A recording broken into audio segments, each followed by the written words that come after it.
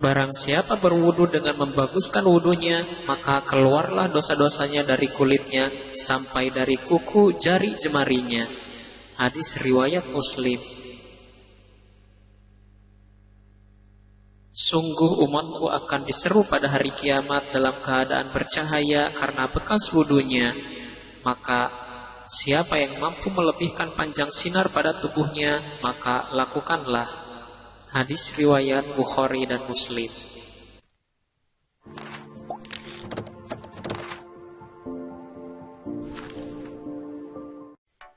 Ilmu kontemporer menetapkan, setelah melalui percobaan mikroskopi terhadap tumbuhnya mikroba pada orang yang berwudu secara teratur dan juga kepada orang yang tidak teratur, bahwasanya orang yang selalu berwudu maka mayoritas hidung mereka menjadi bersih. Tidak terdapat berbagai mikroba, oleh karena itu adanya mikroba yang menempel pada mereka hilang sama sekali ketika mereka membersihkan hidung.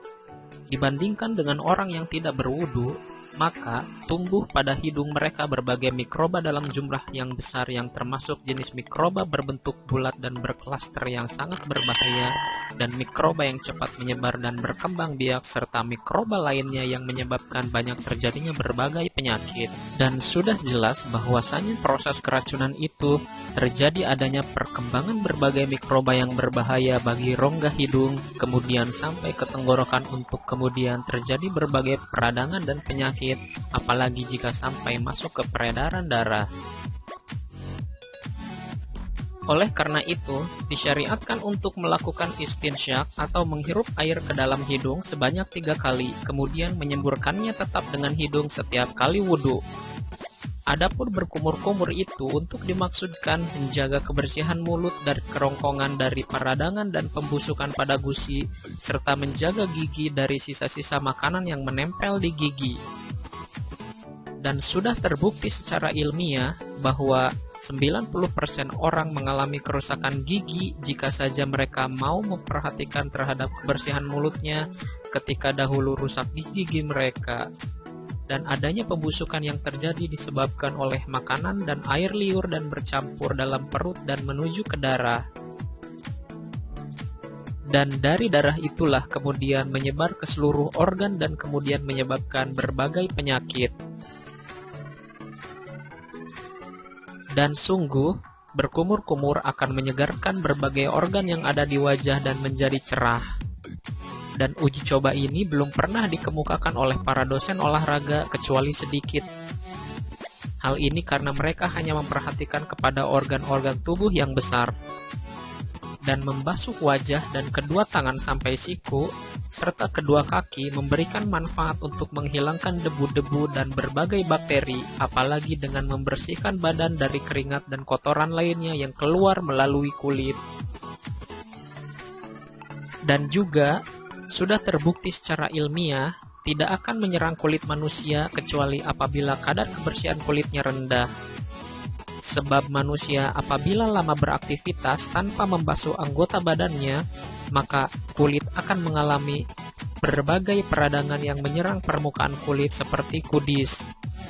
Dan kudis ini menyerang ujung jari-jari yang sebagian besar tidak dalam keadaan bersih, sehingga masuklah berbagai mikroba ke dalam kulit. Oleh karena itu, bertumpuk-tumpuknya peradangan sangat mengundang mikroba untuk berkembang biak dan menyebar.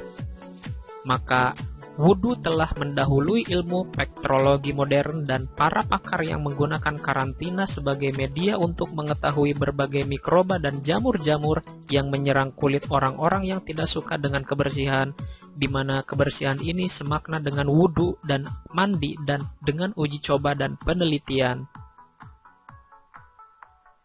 Penelitian dan uji coba ini memberikan manfaat antara lain bahwa kedua tangan banyak membawa mikroba yang terkadang berpindah ke mulut atau hidung apabila tidak dibasuh.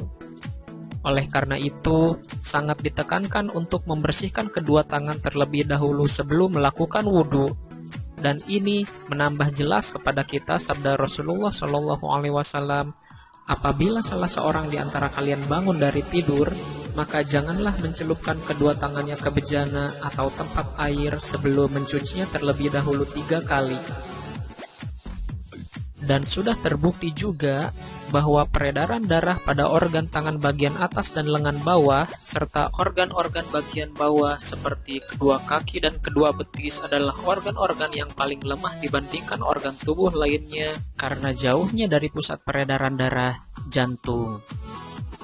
Maka apabila kita membasuhnya disertai menggosoknya, maka akan menguatkan peredaran darah pada organ-organ tersebut sehingga membantu kita menambah tenaga dan vitalitas. Dan dari itu semua, maka terketahuilah mukjizat disyariatkannya wudhu di dalam Islam. Dr. Ahmad Syauqi Ibrahim, anggota Ikatan Dokter Kerajaan Arab Saudi di London dan penasihat penderita penyakit dalam dan penyakit jantung mengatakan, para pakar sampai berkesimpulan bahwa mencelupkan anggota tubuh ke dalam air akan bisa mengembalikan tubuh yang lemah menjadi kuat, mengurangi kekejangan menjadi rileks syaraf-syaraf dan otot, hilangnya kenaikan detak jantung dan nyeri-nyeri otot, kecemasan, dan insomnia. Hal ini dikuatkan oleh salah seorang pakar dari Amerika dengan ucapannya, air mengandung kekuatan magis, bahkan membasuhkan air ke wajah dan kedua tangan yang dimaksud adalah aktivitas wudhu adalah cara yang paling efektif untuk relaksasi, menjadikan badan rileks dan menghilangkan tensi tinggi.